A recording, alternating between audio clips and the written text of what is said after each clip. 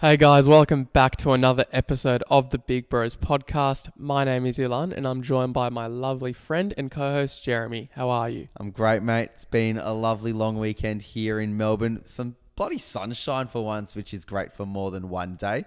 So we've been enjoying that. You know, we've been together the last couple of days watching the grand final around our mates, and it's been fantastic, hasn't it? So can't complain. How have you been? Pretty good, except for the 1 hour less of sleep that I didn't realise I obtained last night because of daylight savings. So that was great. But other than that, yeah, weather's been fantastic. Watching the footy yesterday was good fun, although I'm not happy Collingwood won. But yeah, look, it is what it is. I definitely had a bit of FOMO from yesterday. Oh, yeah? Because my football club wasn't playing in the grand final, and I'm sure you were feeling the exact same FOMO. How fitting, mate. How fitting, and what an unbelievable segue. So, without further ado, Jeremy, tell us about FOMO. Yeah, FOMO. Well, what do we define FOMO as? We feel like it's more so that anxiety or feeling of... Well, it just means fear of missing out, so that's the abbreviation. Well, yeah, the abbreviation of it, but it's that anxiety that an exciting or an interesting event may currently be happening elsewhere, and, you know, some of your friends might be at, and you're not there, and you're seeing it, and you're constantly thinking, far out, wish I was there, or you might not even know about it and you're fearing that something is happening and you're not there. So it's that fear of missing out that we all know about. We've all been there, and it's probably been that common phenomena of the last 10 years, I would say. Most people would know what it is and have experienced it. And yeah, we thought we would talk about it today. Being October, things are ramping up in terms of summer plans. Events are taking place, music events are taking place. You know, we've got upcoming festivals, some already kicking off across the country over the weekend. So pretty fitting to start talking about FOMO because, yeah, it's common that we often experience it, especially during summertime, is it not? No, for sure. And I think especially as young people, the best way to reinforce your FOMO is by going on social media and seeing what everyone else is posting on their highlights reel. Yeah. So I think especially as young people, that tends to be something that we can experience more than maybe other age demographics potentially. Would you agree? 100%. Yeah. And you mentioned there social media highlights reel. And yeah, I think that's a really key one to keep in mind when we are experiencing FOMO because, you know, say we're thinking about, or rather seeing people traveling, you know, summertime, they're going away, they're traveling, or people that have been recently traveling across Europe, you know, when we've been in the midst of winter and they've been posing in Greece and all over the world.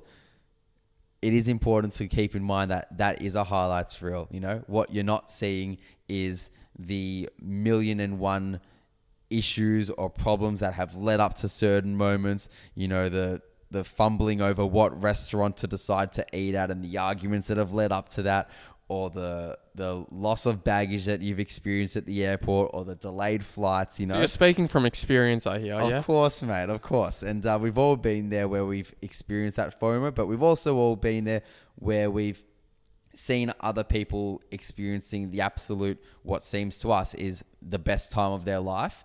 And that's, you know, often on Instagram. And it's important to keep in mind that, you know, that's not often the case, and there are a multitude of things that can lead up to certain moments as well. So these are all nice little things to keep in mind when we are experiencing that FOMO, thinking, you know, life isn't so perfect as what it seems to be on social media. It's true. The thing with FOMO, though, and I think the reason it's such a pervasive feeling at times is because it links back to our sense of belonging. If we find that we're not in a certain environment or partaking in an activity, but our friends are, we almost feel socially excluded from that. And that can just start reinforcing feelings of loneliness. And they've done a study where they looked at prolonged loneliness and said that that has such a detrimental impact on your physical health. They said it's equivalent to having almost like 15 cigarettes a day. That's the amount that prolonged loneliness can have. And if you got really bad FOMO, those two things can kind of go hand in hand. Imagine you're at home and you feel like there's no one wanting to invite you to go out on a night out, or you feel like no one wants to go to get dinner with you or lunch or whatever. You can start feeling like, you know, no one wants to be around you, and you start feeling really lonely. And that can be really, really pervasive. And look, I apologize for taking this into a negative sort of subject matter, but at the same time, it is something that can happen. FOMO can be one of those symptoms that kind of accompanies loneliness as well. Yeah. So it does have to do with that social feeling of wanting to be like that social feeling of belongingness and the longing for it. I think that's the key word, belonging. You know, you're not maybe going to feel that sense of FOMO if you have that sense of belonging within a group, within a friendship group, particularly, because I know from speaking of experience myself, I feel like I've always felt blessed with a strong group of friends, and I'm really lucky to have had that.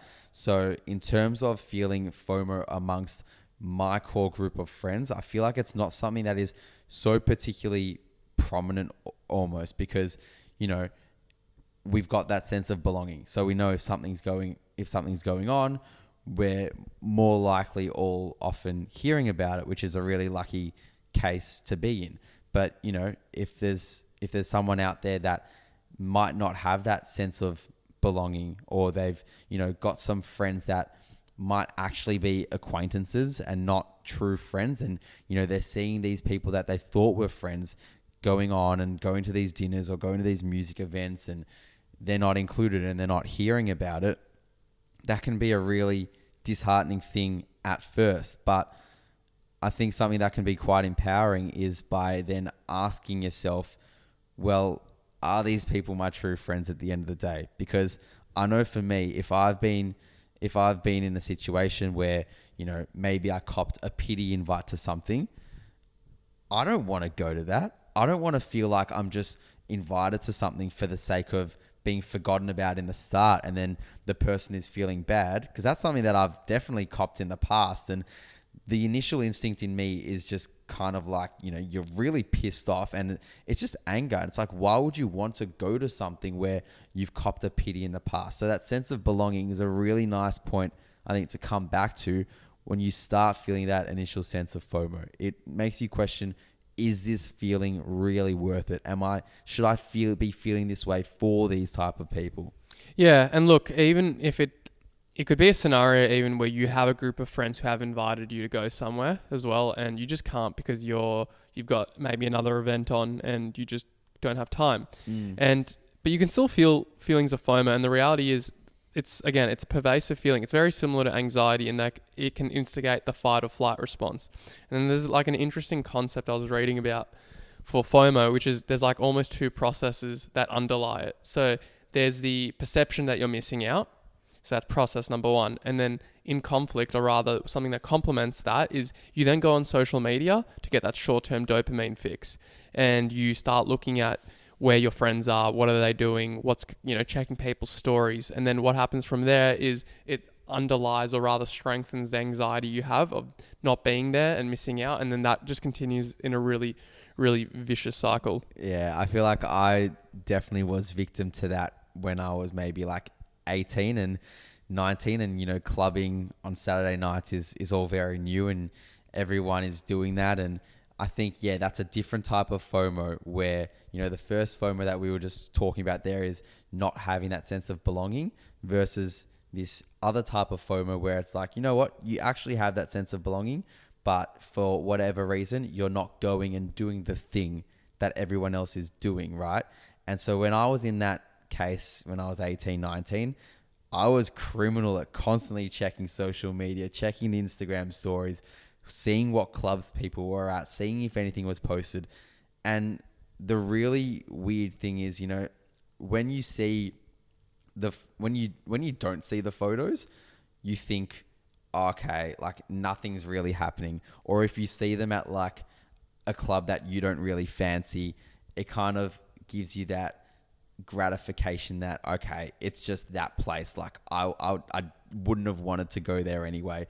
So yeah, that checking of social media kind of makes you feel better about yourself in that moment, because you know that you wouldn't have maybe wanted to be a part of that anyway. But then when you're checking and you're seeing that something really good is going down, then you really get that exacerbation of that fear of missing out, right? So it's that whole notion of, well, I can choose to access social media right now, and it's either going to make me feel a little bit better about myself or really shit about myself, right? It's just going to be that spiral of don't know what I'm going to get, but it probably won't be the favorable option. Well, yeah, because social media is the highlight reel. Again, you're not going to be posting the fact that Ryanair lost your bags and now you have no underwear in Mykonos for the next 2-3 nights. Yeah.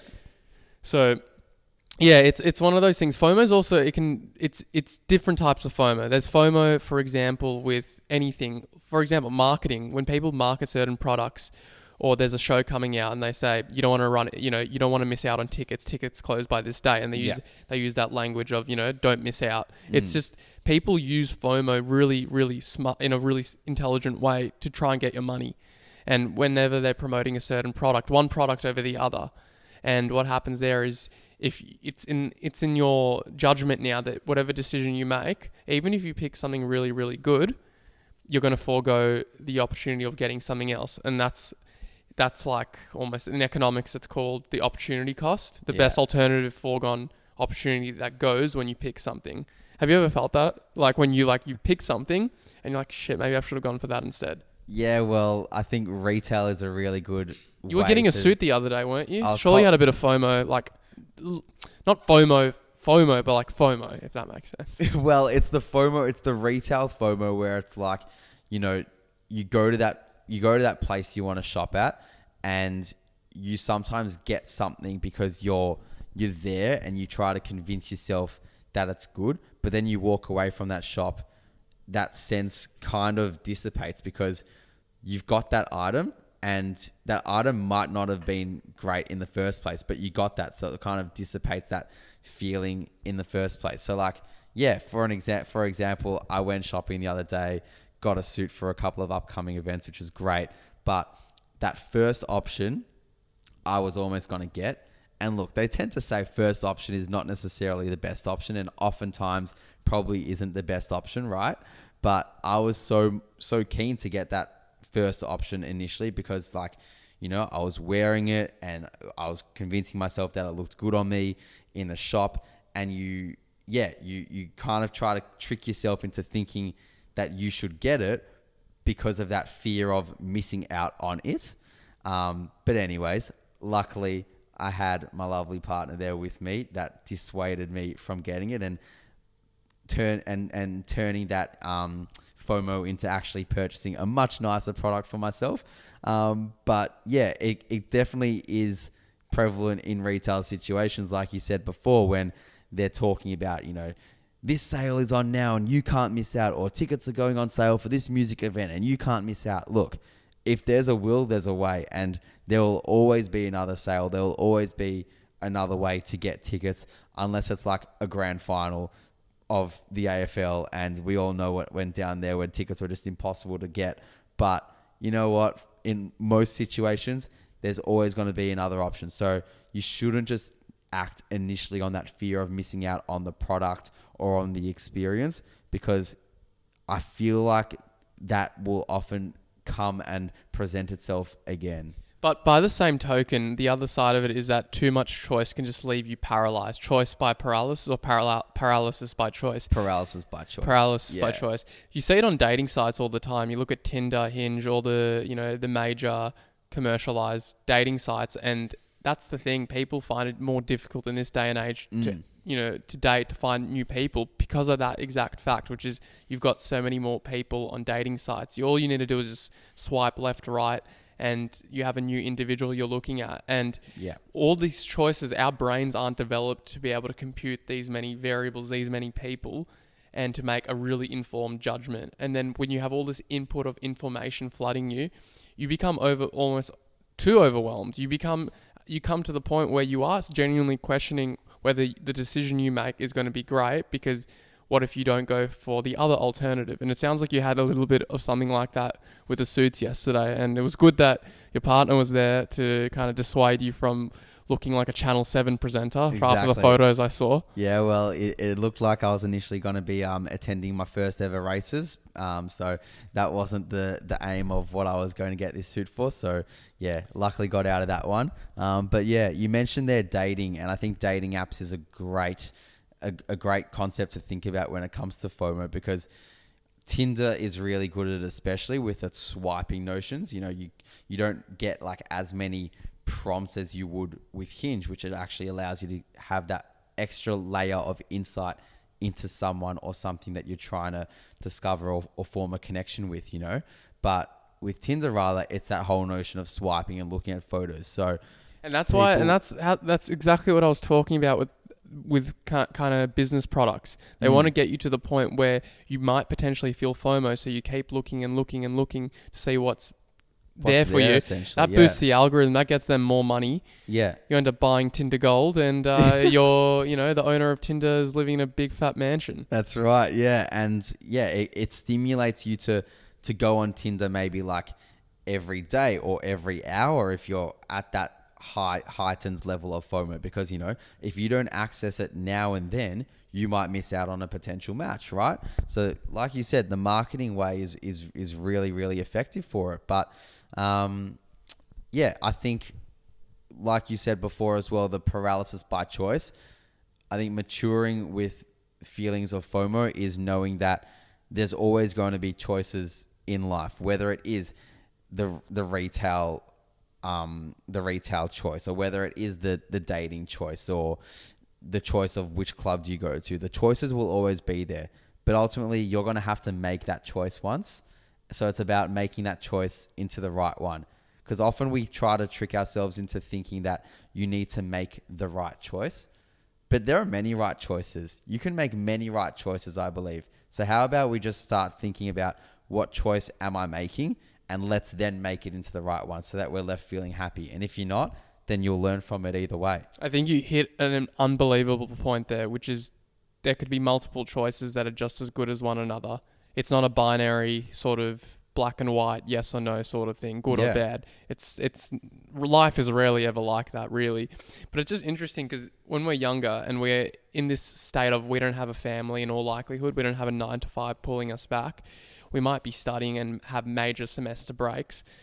You are overwhelmed with a lot of options, naturally. Yeah. You can pick what part-time job you do. You can decide what you do during the weeknight, whether it's go out with your friends for dinner, go see a movie.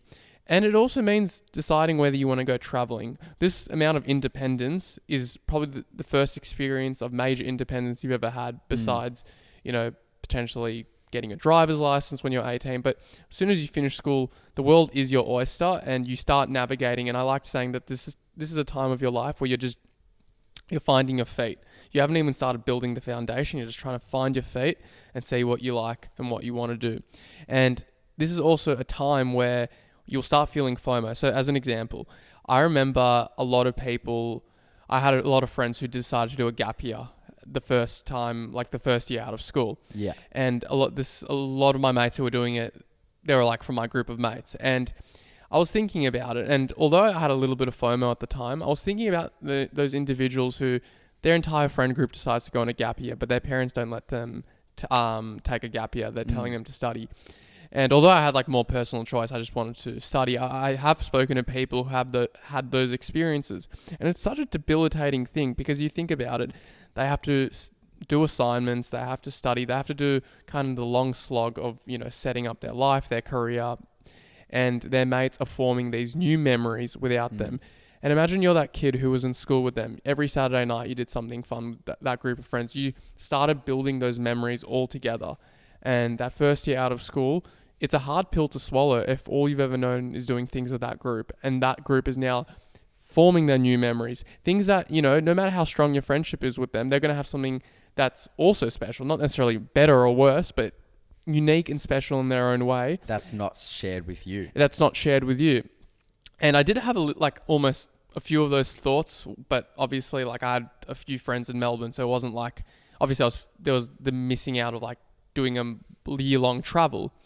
But it was just something I thought about, and I thought, for real, there would be a lot of people who are experiencing FOMO. And I reckon if I knew then, some things that I could tell myself, for example, things that I've learned now, because I still do experience FOMO, probably not to the same extent, it would have been really, really helpful to have that guidance. So what would have been some of those things that you would tell yourself then that you've learnt now? So something that I could probably go into a good list about it, but the two major things is have something tangible to look forward to. So I'll give you a good example now. I finished my degree, or the undergraduate part of my degree, in the next few weeks, meaning the last year or so has been really, really intense. Limited time to go on a holiday and relax. And I've had obviously a few of my friends who are in that formative period or transitional period where they're finishing uni, can go travel. They've asked if I want to come with, and I'd love to come with them. I just can't because it interferes with a few of like the study commitments I've got. Yeah. But something that I have done is tell myself that, number one, have something tangible to look forward to. So I mentioned earlier, I've got a trip to Hawaii booked. That's something I can look forward to.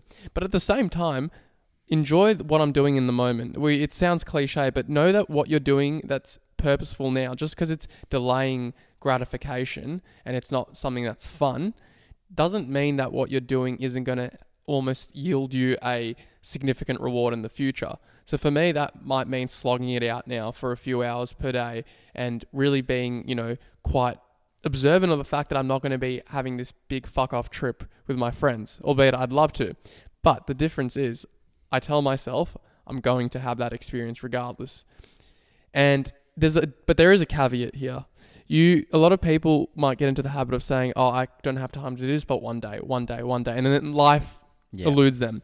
So this is the way at least I personally handle it. And look, it might work for some of our listeners, is give yourself a tangible plan to, even if you can't join your friends or someone, or you can't do something that you want to do and you feel that FOMO, designate a month, designate a few weeks. And it doesn't have to be a holiday. It could be anything you want to do. It could be camping, right?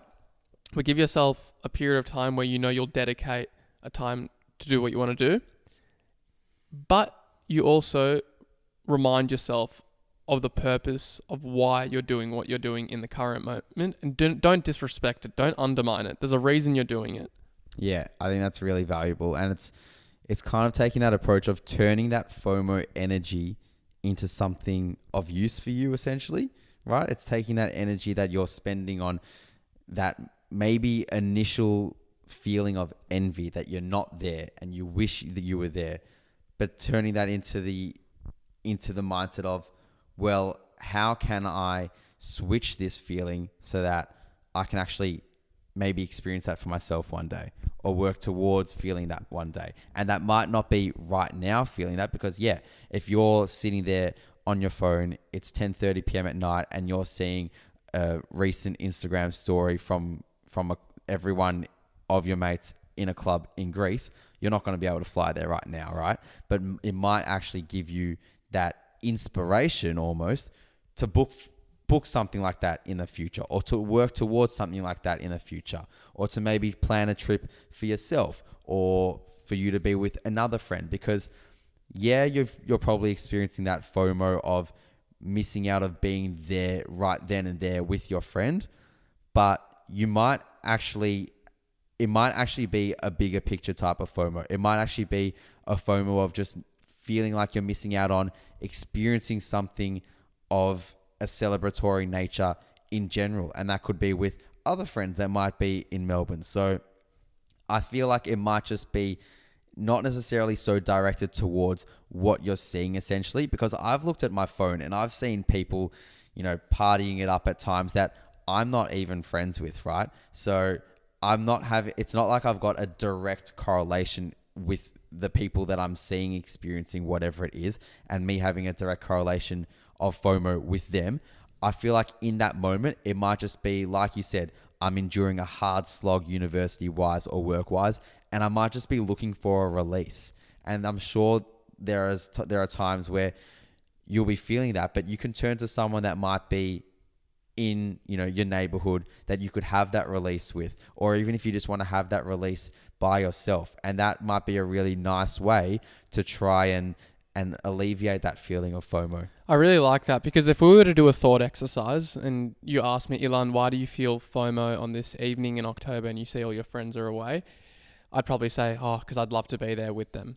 Okay. And then you ask me, why would you love to be there with them? And I'd say, because they're my friends, I want to form, really cool memories with them whilst traveling. Okay. And then you say, well, why is that? My response would probably be, well, I'm in my 20s. This is probably going to be the best time of my life to travel. And I don't want to live a life potentially full of regret where I didn't take those opportunities. That's like, once you go down the rabbit hole, you find like the deep reason as to why you do feel the FOMO that you do. Yeah. Sometimes it might require a therapist to kind of guide you through those questions. But you're deconstructing your thoughts and you're actually getting to the crux of that root issue. Correct. And well, not necessarily issue, but that root feeling. Root feeling. And that's oftentimes you don't want to, you don't want life to fly past you. You don't want, because of your social relationships are the biggest predictors of your happiness. And that's what FOMO is, generally speaking. It's fearing of missing out, usually with the people around you. Sure, you can experience FOMO when you want to do something on your own, but usually speaking, it's the most pervasive feeling, and it tends to affect you the most when you are not around your friends and you don't have that feeling of being around them and experiencing the things that they're experiencing. Yeah. So a great kind of recommendation I was reading up on that said, if you want to really mitigate those feelings of FOMO, invest in the relationships that fulfill you. So I've got a question for you. Say you're out for dinner with your lovely partner and you're having a nice Italian meal, because that's romantic, right? With a nice glass of red, and you're having an amazing time. But then you also see that your friends all went out together. Maybe they went to a show that you were really keen on going to. And you look at that, you're probably not going to feel, you might still feel FOMO because you want to see the artist, but you're not going to be up at night. Why do you think that is? Well, because you just can't do everything, right? You can't do everything in life. Wrong answer, because you're with your partner whom you love. That too, But you know what? She might want to be there too. She also might want to be there and experiencing that music event or whatever it is it might be. But trick question there, mate. Nice one. But look, like what I said before, there's always going to be other options. There's always going to be choices that we got to make. But what did I say before? It was make that choice and turn that choice into the right one. Yeah. And you know what? That choice being turned into the right one was me being at dinner with my partner, enjoying a nice Italian feed, mate. So there it is, making the choice into the right one. Well, it's true. You got exactly, because there's no one choice that's be all end all, but it's replacing the things that you feel you are missing out on with something that you might perceive as better or equal or more fulfilling. And even if that experience might not be giving you that sort of short-term gratification, because the hardest thing with FOMO is doing something that isn't going to be giving you that short-term dopamine fix. That's why we turn to social media. That's the whole two process at play here, is fear of missing out and then going on social media. Another thing that's probably really helpful then is knowing your triggers. Yeah. If you know that you got people who are in Europe or... we always speak about like everyone's in Europe. It's such a Australian thing. It's such an Australian thing. Can we come up with a different example just right here? Okay. People are at the grand final and you're not there because your team's not there. It's a fear of missing out on the elation of what it is to feel that premiership glory. Okay, perfect. I know my triggers. The AFL completely just to be fair, they were glorifying Collingwood beforehand, but blocking the AFL or unfollowing them for the next week or two, I reckon. That's probably a helpful trigger that I can just identify and to just go full cold turkey. Cold turkey, no footy content. That means no listening to SEN, no Dwayne Russell, no Dwayne's World. Although I do want to listen to Trade Radio this week. Yeah, that'll be good. It ramps up. The most exciting time of the year for a team that hasn't made the finals, right? God, for sure. Or getting knocked out in straight sets. But like you said there, knowing your triggers. And look, for some people, that might mean going cold turkey and removing yourself from looking at any content that might give you that trigger of FOMO. But I think for me personally, cold turkey has never worked. I think it doesn't actually cut the true cause of what you're feeling, right? It might just mask what you're feeling in that moment, but it doesn't cut deep to what you're truly feeling. So for me, cold turkey won't work. For me, what will work is actually reminding myself what it is I'm doing in that moment. Like you said before, reminding yourself of that gratification that you're experiencing or that you might experience in a long-term thing. But maybe ask myself in that moment, why am I feeling this way? Is it that, the people that I'm watching are doing something that I would love to do, or is it that I'm just longing for a release myself? Like actually try to deconstruct what it is I'm feeling then and there. And that really will allow me then to alleviate that feeling of FOMO and come back to the cause of why I'm thinking this way. Because oftentimes it's probably a really stupid thing as to why I'm feeling this way. It's probably not so deep in itself. Yeah, look, whilst I agree with that, you don't want to go complete cold turkey because that might just be like a short-term symptom relief. It is very important to look at like the true cause of it. It could just be helpful because I just remember when I was 19 or 20 and I'd have like early morning starts to certain days and all my mates were away and traveling. I would like wake up really sleep deprived, just exhausted. Worst thing, I'll check my phone. I'd check everyone's stories and they're like on these beautiful, relaxing, you know, traveling, like they're traveling, having their cocktails, enjoying themselves. And I'd be like, you know what, I probably shouldn't just look at my phone first thing in the morning. And that would probably be the best way to start my day. And I still try to do that now is if you're really tired, I know it's so tempting to go on your phone first thing in the morning. I still do it. So, you know, do as I say, not as I do. But it can be so helpful. But look, there's going to be times where you're going to really feel FOMO. FOMO might cut deep. There might be some childhood trauma there that has really influenced the reason you feel the FOMO that you do. In those cases, we'd obviously encourage you to see someone who's qualified because you got two bros here, big bros. That's right. And whilst we can speak about our own experiences and some of our perspectives, this is not going to speak true for someone who this is really affecting on a day-to-day basis. Because FOMO, anxiety, feeling depressed at times, feeling sadness, these are all things that we can experience and we do experience across the life. But when it gets to a point where it just impacts your functioning day to day, there's no shame in seeing a therapist, speaking to a friend. So that's kind of just the final note I wanted to touch on. I love that, mate. I love that. And yeah, I guess there's also general tips to sum up with, which we spoke about across the podcast was to, like you said, know your triggers, see someone if it is reaching some sort of exacerbation that is too hard for you to deal with yourself. Dedicate time to the things that matter to you, whether it is looking for that release within yourself or with someone else that is there to do it with you. What are the things that you want to do and do those things, hone in on those things, because that will allow your mind to wander away from whatever FOMO it is you might be experiencing. And also to just remember that what you are seeing on social media is not the reality, which we all know, but important to reiterate. Exactly. And give yourself something tangible to look forward to. Seriously, don't think that, you just have to talk yourself out of it. Give yourself something tangible to look forward to, and that can really go a long way. Love it, mate. On that note, happy Tuesday, everyone, and we hope you have a good week. Goodbye.